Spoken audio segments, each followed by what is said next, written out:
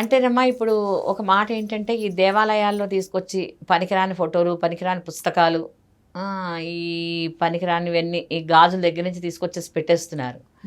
దీనికి కొన్ని ఏరియాల్లోనూ ఒక సంస్థ వాళ్ళు వీటిలన్నిటిని కలెక్ట్ చేస్తున్నారు. కలెక్ట్ చేసి వాటిని రీసైక్లింగ్ చేసి పనికొచ్చేటటువంటి పదార్థాలను వాళ్ళు తయారు చేస్తున్నారు.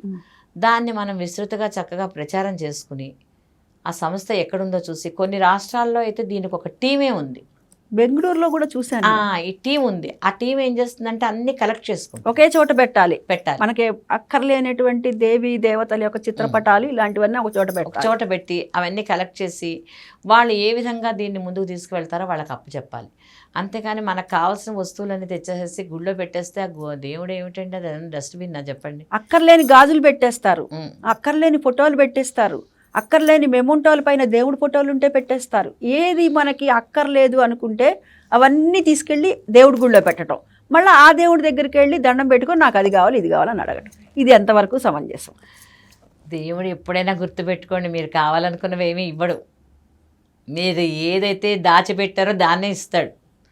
అది కూడా ఒక మెచ్యూరిటీ డేట్ ఉంటుంది, అంతవరకు బాధపడాల్సిందే. ఆ మెచ్యూరిటీ డేట్ వచ్చినప్పుడు అది ఫిక్స్డ్ డిపాజిట్ మెచ్యూర్ అయిపోతే మనం డబ్బులు ఎలా తీసుకుంటున్నామో దాని తాలూకు ఫలితాన్ని కూడా ఖచ్చితంగా ఆ రోజే తీసుకుంటాం మనం. ఇది నిన్నొస్తే బాగుండేది, రేపు వస్తే బాగుండేది ఏముండదు. నువ్వు ఈ లైఫ్ అంతా కూడా నువ్వు కిందటి జన్మలో ఫిక్స్ చేసుకున్నదే, కొత్తగా వచ్చేదేమీ లేదు. కానీ భగవంతుడు సాక్షిభూతుడు చూస్తున్నాడు అని గ్రహించుకుని నువ్వు ధర్మ మార్గంలో, అంటే ఏమంటే ధర్మంగా పెడితే ఈ రోజుల్లో జరుగుతాయా అంటారు, జరగవు. నువ్వు బుద్ధి చెప్పు. కాళికాదేవి అవతారం కూడా ఉంది, దుర్గాదేవి అవతారం కూడా ఉంది. అవసరం వచ్చినప్పుడు ఉపయోగించారు అవన్నీ. దాన్ని గ్రహించుకుని అస్తమానం నువ్వు తమోగుణంతో రజోగుణంతో ఉంటే కుదరదు. తమోగుణం రజోగుణం నువ్వు కేవలం నటన మాత్రమే. నువ్వు ఎప్పుడు సాత్వికంలోనే బతకాలి. దాన్ని నువ్వు అలవాటు చేసుకోవాలి. క్రమశిక్షణ నీ మనసుకు నువ్వు అలవాటు చేసుకోవాలి. ఎందుకు వినదు మనసు? నువ్వు దానికి వినేటటువంటి అలవాటు చేయడం లేదు కనుక నువ్వు అది వింటలేదు. అది పరుగులు పెడుతూనే ఉంటుంది. నువ్వు కంట్రోల్ చేసుకోవాలి దాన్ని. అది నీ చేతిలో ఉంది. అందుకని భగవంతుడు ఏదో చేస్తాడు అని అనుకోవడం మటుకి అది తప్పు. కాకపోతే ఒక్క సహాయం ఏం చేస్తాడంటే, నువ్వు పూర్తిగా అంకిత భావంతో పనిచేస్తే నీకు వచ్చే ఉపద్రవాలని, పెద్ద పెను తుఫాను వచ్చి కొట్టుకుపోయేటటువంటి వాడిని చిన్న చల్లగాలితోటి కాస్త కదిలేటట్లుగా చేస్తాడు. దాన్ని నువ్వు గ్రహించుకో. వర్షం పడుతుంటే గొడుగు వేస్తాడు. అది ఆ విధంగా ఎండలోను, వానలోను, చలిలోను నిన్ను కాపాడుతూ ఉంటాడనమాట ఆయన. ఆ ఒక్క పని మటుకు ఆయన చేయగలుగుతాడు. కానీ నీ కర్మలన్నిటికీ ఆయన నువ్వు చేసేటటువంటి క్రియలకి ఆయన ఏమి మధ్యలో పడిపోయి నిన్ను కాపాడాడు. పెద్ద రావణ బ్రహ్మ ఎంత గొప్ప భక్తుడు.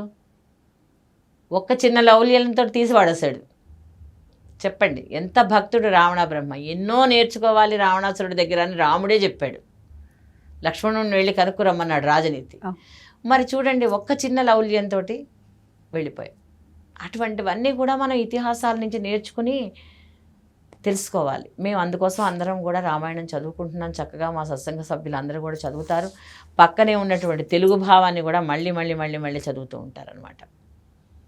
భరతుడికి ఉన్నటువంటి అన్నగారి మీద ప్రేమ, రాముడికి ఉన్నటువంటి తండ్రి మీద ఉన్నటువంటి వాత్సల్యం, ప్రేమ, గౌరవము, అలాగే లక్ష్మణుడు అన్నగారిని అనుసరించినటువంటి విధానము, కౌసల్యాదేవి తన కొడుకు వెళ్ళిపోతున్నా సరే మరి భార్యకి ఇచ్చినటువంటి మాట చెల్లడం కోసం మీ నాన్నగారు చేశారు నాయన, తప్పదు అని ఆ మాటకి కట్టుబడి ఉండేటటువంటి విధానము. ఇప్పుడు ఎక్కడ ఉందండి మాట కట్టుబడి? ఎక్కడ ఉంటున్నారు? ఎవరు ఉంటున్నారు?